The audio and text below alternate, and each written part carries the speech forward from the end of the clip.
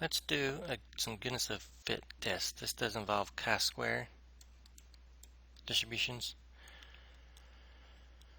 And so what we'll be doing is we'll be testing to see if the observed frequency counts agree with the claimed distribution. We'll do a couple of examples to show you what that means. Some things are kind of obvious and some things may not be.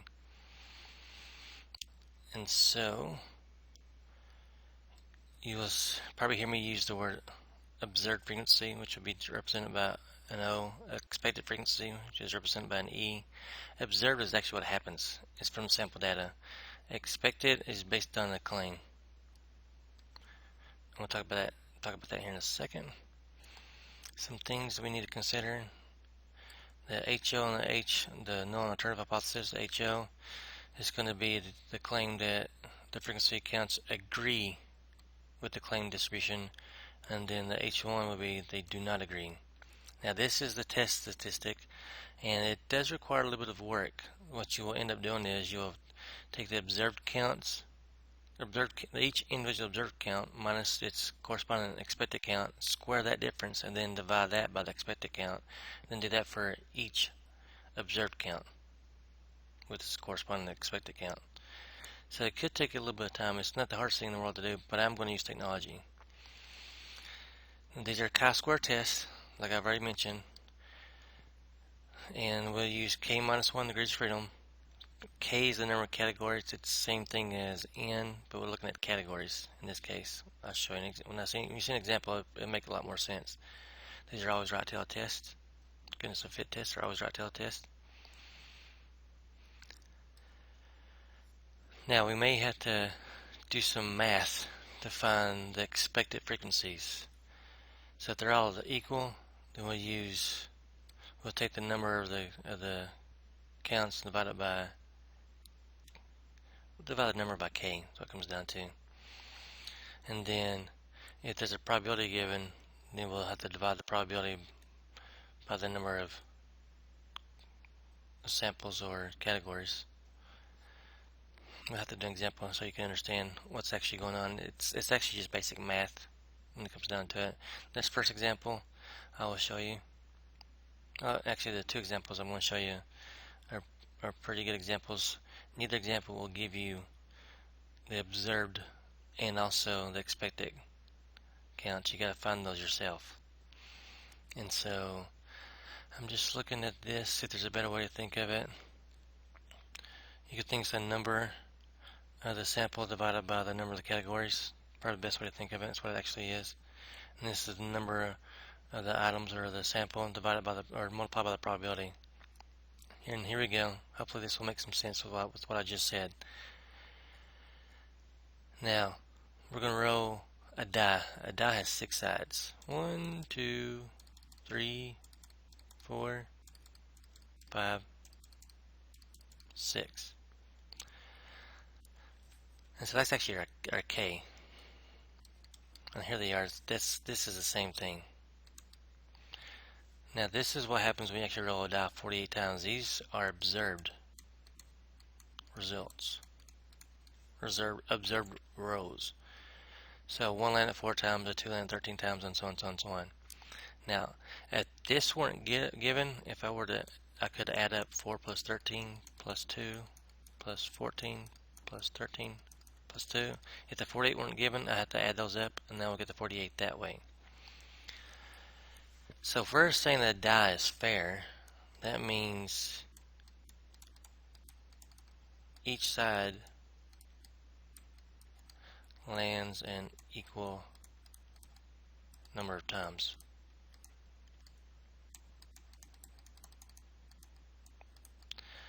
And so the probability of each side, if you think about it,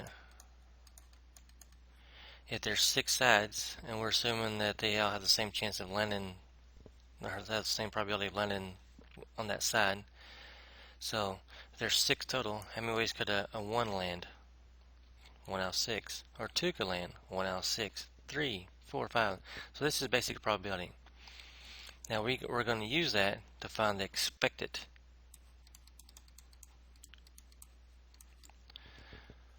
counts or frequencies, or however you want to think of it. And the way we find that is, there's 48 times it was rowed, so that's our N, in case you're wondering. And then this is our K. There's six possible outcomes, what it comes down to. I wrote a K, which is fine, but I meant to write 6. So our expected counts have been 8 each. And I need that. So what I have here, I have observed. I'll make a little chart. Observed. And then expected.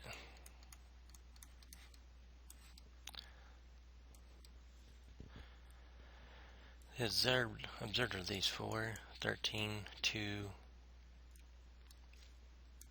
14, 4, 13, 2, 14, 13, 2. The expected would be 8 if it were a fair die. And so let's do our HO and our H1. This will require some words. And I'm going to go back up here so you can see what the HO is. HO is the frequency counts agree with the claim distribution. So the claim here is the die is fair.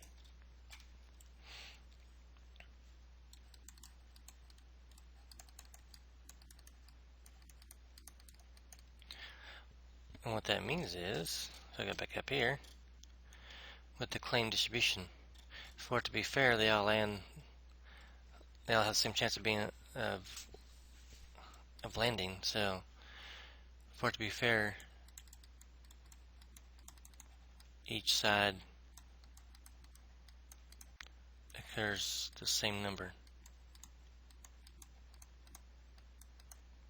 or however you want to write it. H1 would be the die is not fair. They do not. Each side does not occur the same amount of times. And so basically what it really comes down to is I need the observed and the expected counts. Once I have those, I'm going to use the critical value method. And I'm using the alpha of 0.05, so I'm going to write that down just so I can have it as a reference.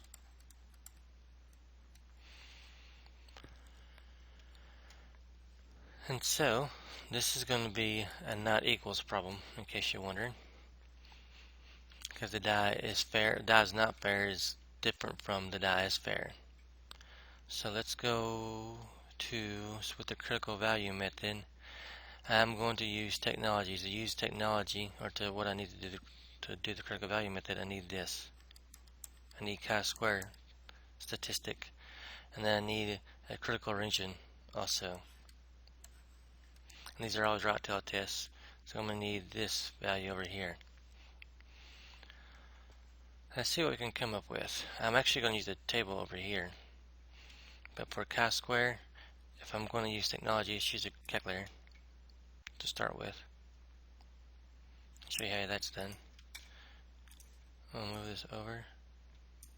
So let's go to Stat, Edit, type in 4, 13, 2, 14, 13, 2. Let's go over and type in 8 for all of those. Then second quit. Now in the TI-84, the TI-83 doesn't have this option, so just be aware. So this is the TI-84 that I'm using. Might be the last time I used a TI-84. So now if I go to calc, if I go up or down, I need to go to test, my bad. If I go to test, if I go up or down, I see the GOF, chi-square GOF, that's goodness of fit test. So if I hit enter, I'm going to keep my L1 as it is, L2. My degrees of freedom are 5 because there's 1, 2, 3, 4, 5, 6. So if there's 6 categories, DF is 6 minus 1, which is 5. So that's where the 5 comes from. And then click calculate. And we'll see the chi-square is 21.75.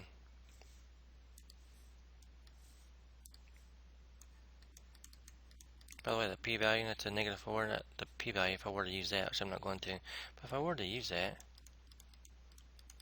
it'd be 0.000, because that -4 means move the decimal 4 places to the left, and then I write my 8, which is definitely less than 0.05, which means we reject HL. The die is not fair. But I'm not using the p-value method, I'm using the critical value method. So to use the critical value method, well, before I do that, let me go to Statcrunch. Let me move this over just a little bit. Type these values in, hopefully kind of quickly. I did it again. Oops. 8, 8, 8, 8, 8, 8. If I go to stat, and if I go to, where am I going? Goodness of fit, chi-square test. My observed, see that, is variable 1, var1.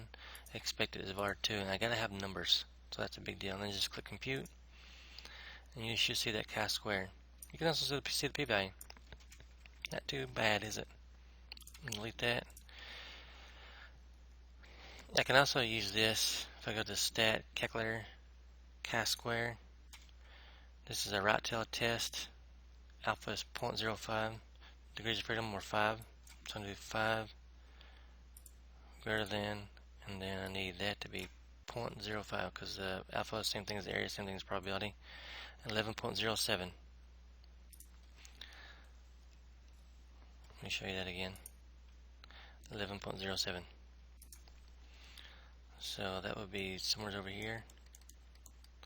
And 21.75 would be somewhere over here. So 21.75 is in the rejection region. Now I can't do that graphing calculator, but there are tables that you can use. Highly recommend it. It may even be faster. So here's how you do. I'm going to bring up an actual table from a textbook. And what you'll see here is the area to the right of the critical values. Notice we have 5 degrees of freedom, and we have a significance of 0.05. So all you do is 5 degrees of freedom, and then come up here to 0.05. I wish I could write on this. Can I write on this? I can highlight. So you have 5 and then 0.05. And where these two meet is right there. 11.071. Is that not what I have? 11.07. See that? So you can always use the table. Not a hard table to figure out. Degrees of freedom, alpha level, and then where they converge is what you use. And so, if I write this out, so I can type it here. Because we're using critical projection regions, critical values, we have to say that since 21.75 is in the rejection region, reject HO. What that means is sufficient evidence exists to reject that the die is fair. Sufficient evidence exists to reject that the die is fair. Or there's sufficient evidence to suggest that the die is not fair. Everyone word it. Depends on the book, depends on the choices. So we can reject HL. So once again, what that means is you can mark that out. You can and then have evidence to conclude that the die is not fair, or evidence to reject that the die is fair. Let's do another one. This one's a little bit different. See, that one was based on if they all have the same chance of landing. This question, you're told how they're distributed. That workplace accidents are distributed based on these percentages. I'm going to use the p-value method.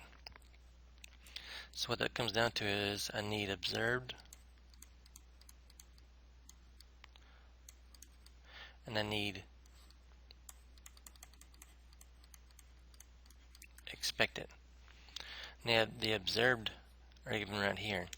There's 100 workplace accidents, and so Monday we had 25, 17 on Tuesday, 16 on Wednesday, 12 on Thursday, 30 on Friday. If I add those up, I get 100.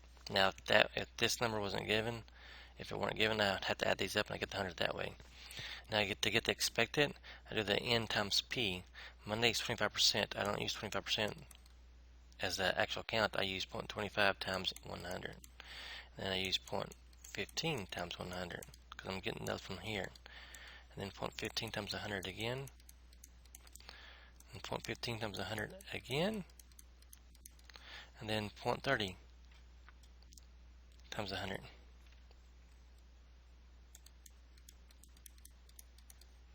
And hopefully you know what those answers are without me having to show you in the calculator. 25, 15, 15, 15, 30. I'm going to add these up right quickly. 15, 30, 45, 70, and 100. Adds up to 100. And so, what's our HO? What's our H1? I might need more space for the H1 because I have to write words out with this.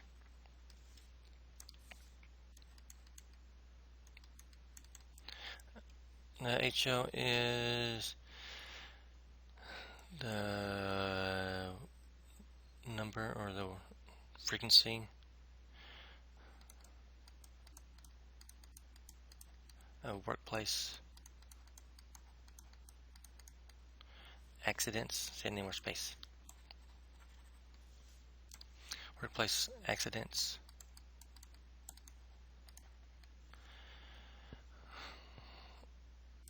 occur according to the claim percentages.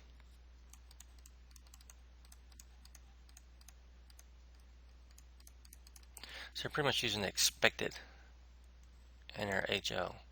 And we're using the observed, which is our sample, to find evidence. So this is our sample information. So once again, you can think of this as being like our population. It's not, but you can think of it like that. So population, we'll use that in our HO and our H1. Our H1, I'm just going to say ...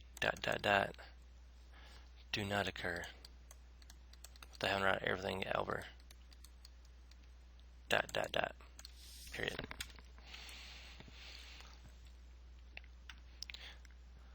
And so I'm just going to use Statcrunch.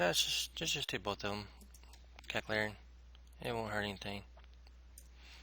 If you're using calculator to find the chi-square, that's fine. You don't really need a chi-square. We're going to use a p-value. So let's go to Stat, Edit, Clear, Clear. Let's type in these 4 values or 5 values for the observed, and then the 5 for the expected, based on the given percentages, based on the claim. This is a claim that we're testing. Is the claim, do we have grounds to use the claim, to use those percentages that were given? So it's got stat, test, you can go up or down. I like to go up. Chi-square GOF, enter. Keep those the same, 1, 2, 3, 4, 5. 5 again, because 6 minus 1 is 5. Oh, it's not 5. Should be 1, 2, 3, 4. Should be 4. You see that? Because we have k is equal to 5, so df would be 5 minus 1, which is 4. So, calculate. And the p-value is what I want. That's a really high number, isn't it? I'm going to do Statcrunch and see what's going on here. By the way, the chi-square, if you need that, is 0.933, so on and so on. And the p-value, 0.9197. That's a really large number. Makes me want to use Statcrunch just to make sure if I didn't type something in incorrectly. So I just delete that. Let's clear that out. Clear that out. 25, enter, 17, 16, 12, 30, 25, 15, 15, 15, 30. Stat, getting us a fit, chi-square test of R1 is observed. R2 is the expected. Let's just move this over a little bit and click compute. Nope, we were correct. P-value, and there's a chi-square test statistic. There's the p-value. Once again, if we were to use the calculator, chi-square. Remember, this is a, what is this? 0.01 is our alpha. I don't need to use anything else because we're not doing the critical values. We're just going to use the p-value versus the alpha, and then since 0.9197 is way larger than 0.01, you definitely fail to reject HO.